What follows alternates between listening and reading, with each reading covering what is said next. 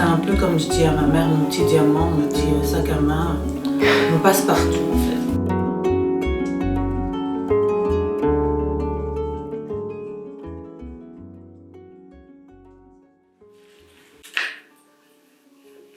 Salut. Salut, Est-ce que tu peux te présenter avec ton prénom? je m'appelle Priscilla. Ok. Et qu'est-ce que tu es venue faire ici? Je suis venue faire un shooting pour ma dernière grossesse. Et j'ai déjà 4 enfants, donc j'ai 2 filles et 2 garçons. Et là, je vais avoir une fille, que je m'arrête là. Je suis une jeune mariée, je me dis j'ai 32 ans. Et mon aîné a déjà 14 ans. Et je me dis que c'est bon là. Ok. Maintenant, j'ai le contrat avec la maternité clôturé. Et maintenant, il est temps d'élever les enfants, bâtir l'avenir et faire des projets. Qu'est-ce que tu ressens au bout du 5e? Est-ce que c'est la même émotion ou c'est différent? Je dirais que le premier enfant et le dernier enfant, c'est un peu la même émotion. Après, quand j'ai su que j'allais avoir un garçon, parce que d'abord j'ai eu 2 filles et un garçon, c'était aussi une émotion différente. Mais chaque enfant, vu que je les ai eus à des âges différents, chaque enfant, c'était des émotions, je dirais, quand même différentes.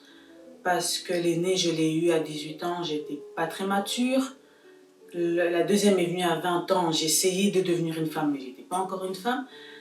Je veux dire, c'est vraiment à 25 ans, quand j'ai eu le troisième et qui était le premier garçon, que j'ai connu la responsabilité d'être mère. J'ai senti, en fait, c'était quoi d'être mère.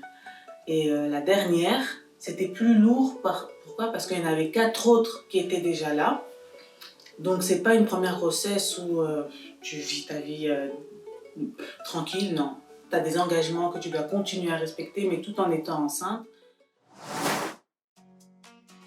Et si tu devais donner un conseil en fait à celles qui veulent avoir plusieurs enfants, qu'est-ce que tu leur dirais? Je leur dirais, premièrement, si elles sont plus jeunes, ouais. ou ça dépend de l'âge aussi, Mm-hmm. Premièrement, je leur dirais d'enchaîner. Ok. Pourquoi enchaîner? Parce que c'est plus facile.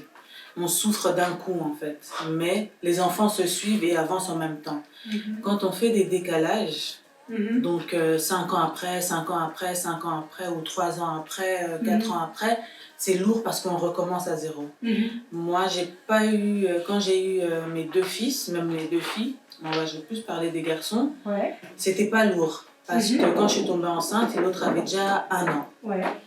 Donc j'étais déjà dans l'élan, mon corps venait d'avoir une grossesse, il était déjà prêt à accueillir. Mais là, en fait, j'ai recommencé. Mm-hmm. J'avais plus rien de maternité, donc j'ai dû recommencer. Mm-hmm. Et si je devais leur faire passer un autre message, c'est que des enfants, c'est très très difficile à éduquer un enfant, c'est pas simple en fait. Mm-hmm. Il faut avoir beaucoup de sagesse. Et parfois on en perd, surtout quand on est jeune, parce que moi c'est des fois comme à l'armée chez moi. Et il faut être là pour son enfant à chaque fois. Et une mère ressent la douleur de son enfant à chaque moment. Quand un enfant est malade, quand un enfant est malheureux, quand un enfant à l'école on n'a pas voulu jouer avec lui. En tout cas moi je suis très émotionnelle, alors je suis triste, je suis comme ça. Donc leur dire qu'il faut, on peut le faire. Mm-hmm. Pour celles qui ont, moi en tout cas, j'ai toujours respecté celles qui ont voulu 1 enfant, 3 enfants, 5 enfants, 6 enfants. Tant que tu peux et que tu as la force, je dirais pas le budget, parce que le budget, tu sais limiter, tu sais te limiter et tu sais offrir aux enfants ce que tu peux. Donc c'est juste du courage et beaucoup de sagesse. Et la prière. La prière.